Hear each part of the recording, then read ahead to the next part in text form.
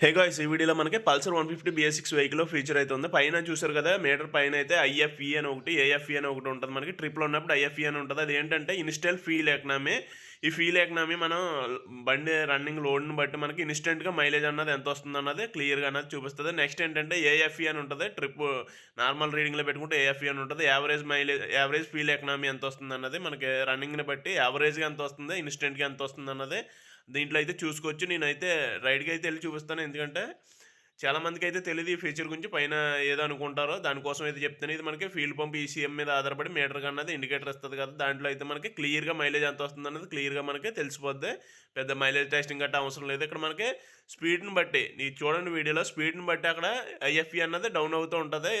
Instant fuel economy మనం range ఎళ్ళే కొలది ఎక్కువ స్పీడ్ ఎళ్ళే కొలదిగా పెట్రోల్ కన్జంప్షన్ అన్నది ఎక్కువ తీసుకుంటది కాబట్టి మనకి ఆటోమేటిక్‌గా మైలేజ్ అన్నది డ్రాప్ అవుతుంటది.